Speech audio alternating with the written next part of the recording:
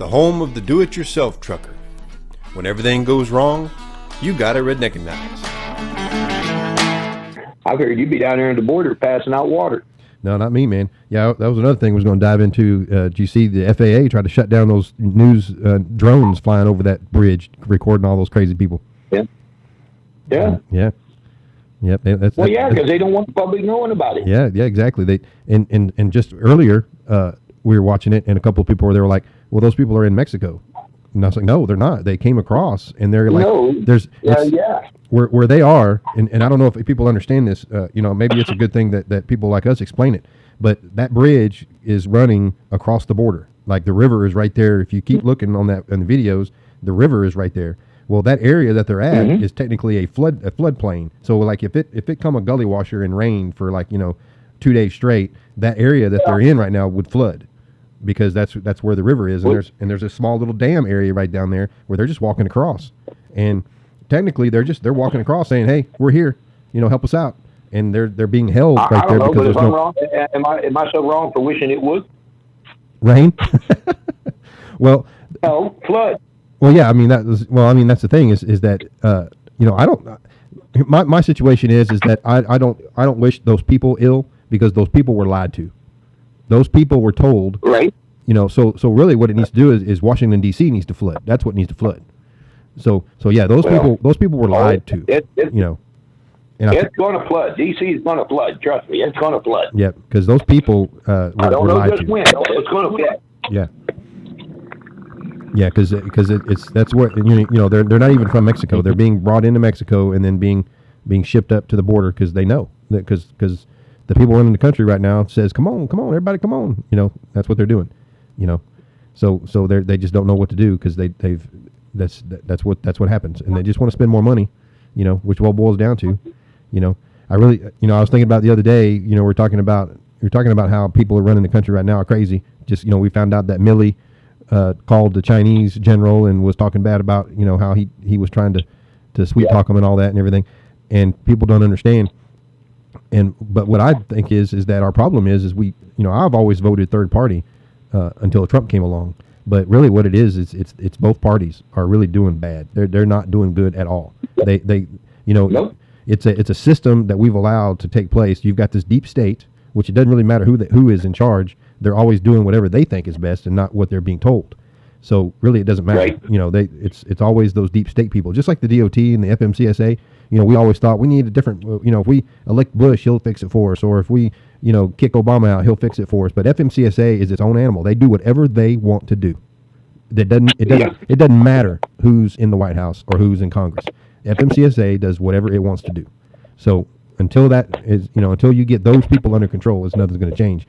And it was so funny because it's like what did I say? It was like the Democrats, they don't worry about taxes until they're in charge or whatever, and then the Republicans, well, they don't worry about, or they only worry about spending when they're in charge, until they're not in charge.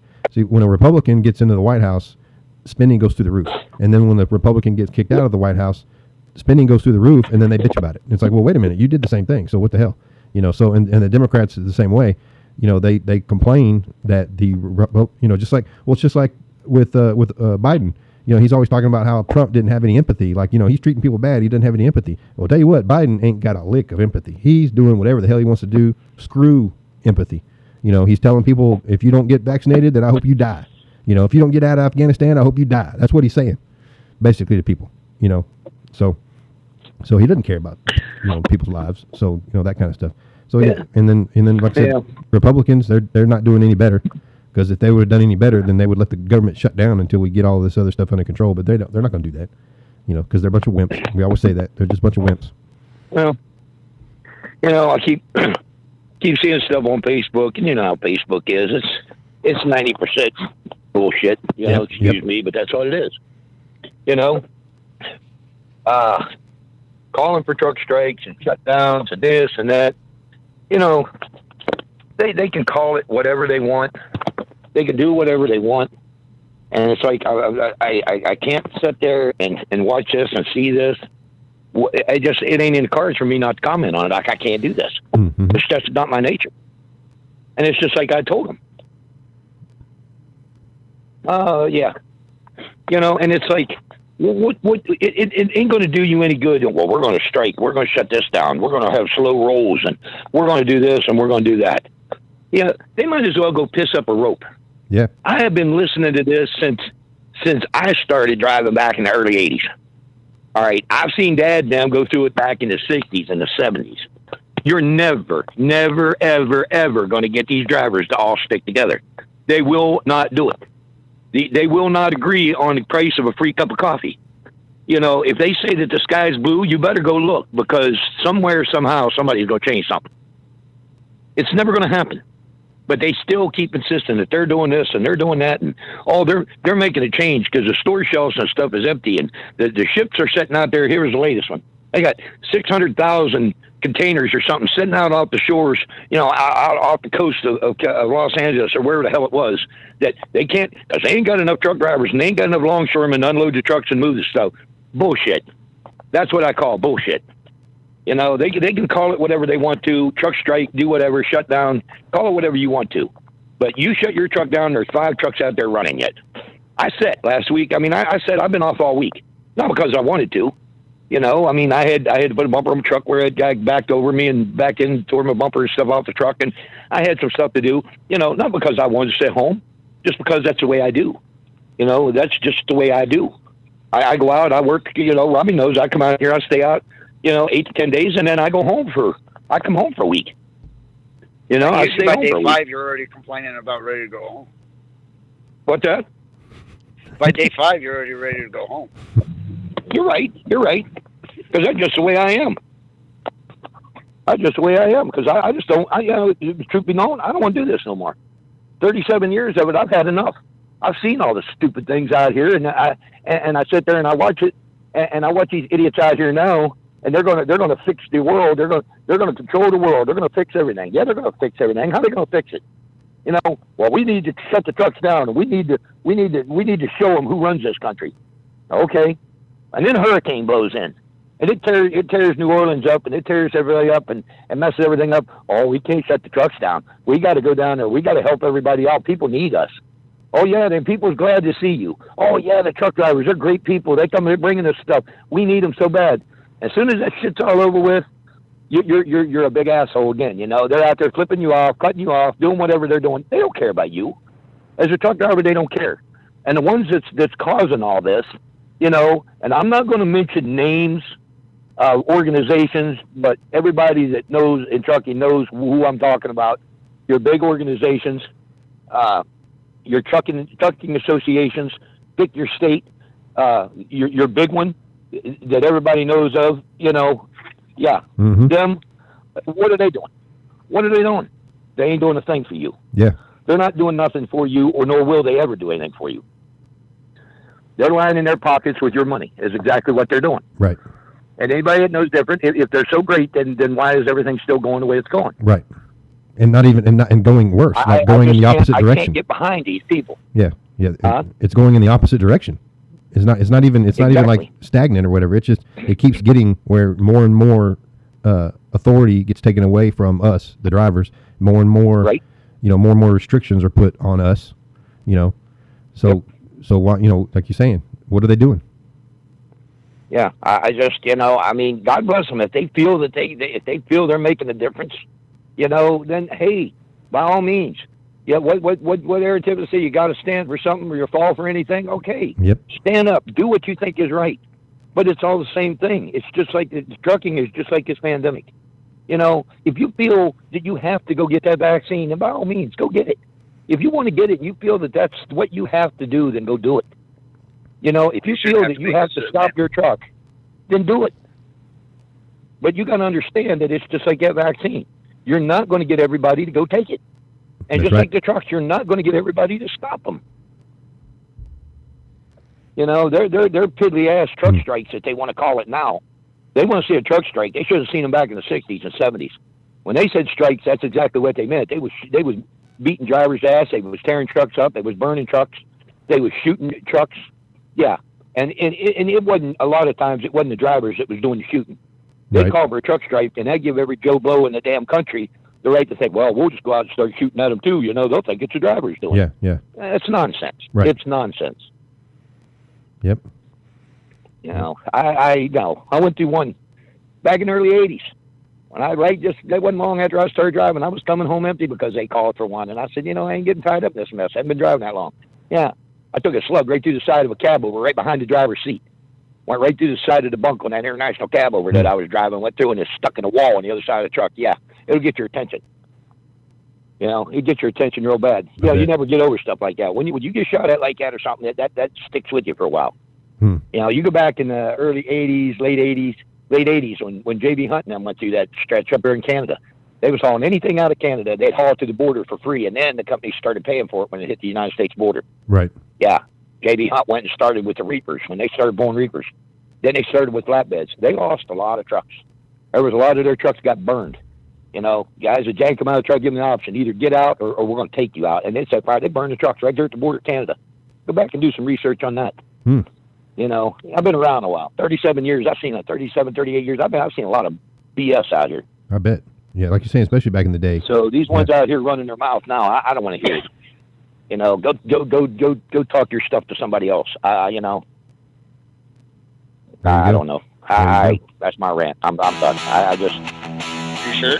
Wonder why. Hang on. I got to stop that. There we go. I stopped it. I don't know why I started doing that. But yeah, it's time for a break. Well, that's what I was. Break's getting out of hand. Yeah, play the music. Cue the music. Greg's on a rant. Cue the music. Greg's getting out of hand. Waylon Jennings done a song. His outlaw shit's done gotten out of hand. You ever hear that song? Which one was it again? Yeah. Waylon Jennings did a song years ago that said this outlaw shit's done got way out of hand or something like that. Yeah. Uh-huh. Well, what is that? That's not Luckenbach, is it? I don't know if it was on that album or not, but it was a Waylon Jennings song. Waylon Jennings did it. It was a song, him, and I forget who did it with him. Waylon, and I forget who it was. But they did a song. It was called This Outlaw Shit Gotten Way Out of Hand, or It's Gotten Out of Hand, or something. You had to Google it, listen to it. It's not comical, but it's true. I mean, it's like that old saying they had on a T-shirt or a thing that was on Facebook where everybody wants to be an outlaw, so it's time to do outlaw shit, and nobody wants to do it. That's right. Yep. And that's the way it goes. That's the way it goes. Everybody wants to call themselves an outlaw out here until it's time to do it, and then nobody wants to do it. Yeah. Everybody wants. I mean, I say it all the time. Everybody wants to drive 85 until driving 85 ain't cool. I mean. Yeah, they want to do it, but they want to follow somebody else. Exactly. They don't want to be out there. They don't want to be the first one. They want to be the last one. Yeah. It's just. I did years of that. People using me for a bird dog. I run across, running all over, all over the country, running. That was when speed limit was, 55 mile an hour. Hell yeah, I was running around 65, 70, 75, 80 mile an hour out across West Texas. Yeah, bull haulers and stuff. Yeah, they get out there. They get with the program. They wasn't scared. Them boys, excuse me, but them boys had balls bigger than the bulls they was hauling. Yeah. But they didn't care. Yeah, they didn't care. And somebody, oh yeah, I'll run with you. Yeah, half of them didn't have a truck to run with them. You always knew who the wannabes were. They were the ones they would. Most of them were pulling reefers, and they were the ones they were passing you doing 85 miles an hour out in the middle of nowhere. But as soon as you started going through the little towns with the red lights, then they were going like 30. So it was like they passed me doing 85, but then the speed limit was 45 through the little town, and I'm doing 55, 60, and here I am passing all these guys, especially out there in Colorado. I don't know why they felt that they could do 85 when the speed limit was 75, but then when they got down there where the speed limit was 45, they only wanted to do 40. I was like, come on, man, you want to be an outlaw? Let's go. Well, here's another one. Now I'm gonna since we got this conversation started. I've never been one to hold back on nothing. I got something, I say it. And here's another one that's come up here in the past, in the last few years, several years, when they started out with the trucks. Now we got to have the technology with the trucks now. Now the trucks are got to be, now when they come out and they're retrying the women, all right, and there's a trucking organization out there. Now, I'm not going to say, everybody knows who they are, but it's a women's organization out there, women drivers. Now they've got to, they want now with the truck, they went and with the truck manufacturers, now they want the trucks to be more women friendly. Yeah. Women friendly. So now they got to have better seats. They got to have more driver friendly trucks for the women, because hey, bullshit. The women when they come up, it's the same old thing. They want to be in a man's world and drive a man's truck. They do it the same way we did. They did it for years. Since the beginning of time, women's been out there. They've been driving them raggedy-ass trucks just like the men does, and they dealt with it. But now all of a sudden, they're too good for that. They got to have more women-friendly trucks. If you can't do the job, then get your ass out, go find something else to do. Well, and you see most women that do the job, that do it well, they don't support that idea anyway. They think that's a silly thing to do that. I mean, most of them that come out here and do the job, they can do it well. They don't, they don't complain. Like you're saying, they deal with it. They do what they were trained to do, or how everybody else does. One sitting right across the table from me, she tell me, I want to go back driving, but you got to get me a woman-friendly truck. I tell you know what? Stay at home. You either drive the truck we got, or you sit at home. She drove the trucks that we got out here. She drove the best of the worst of the worst. So I don't know what a woman-friendly truck would be. I didn't say she did. She never said it, but I'm just saying. I've never said it. These women out here that think that they're better, they've got to have the best. They got to have different trucks. They got to have better trucks. They got to have better seats. They got to have the pedals. It's got to be so they move closer to them, and they've got to do this, and they got to have better steering, and they got to have, that's right. Suck it up, buttercup. If you can't do the job, then most McDonald's is hiring. You'll get you another job. If you can't do, if you want to live in a man's world and do a man's job, then fine. And they keep saying, well, women deserve the same amount of pay as a man. That's right. I agree with that. If they're out here doing a man's job, then they should get the same equal pay as a man.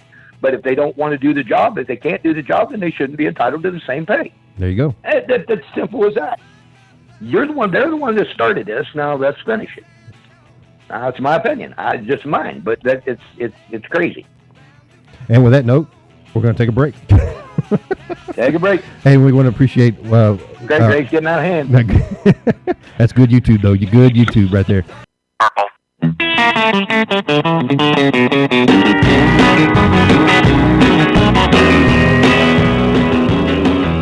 You see it at the truck shows, out there on the open road, even in the driveway at his house. Johnny keeps his spit shining on it all the time. He wants it looking good when he goes out. Why do people laugh at him and shake their head when he pulls in the parking lot? He's just another trucker man trying his best to fit right in, but fit or not. He drives a old purple Peterbilt and he don't care how people feel about it. 'Cause that old purple Peterbilt looks so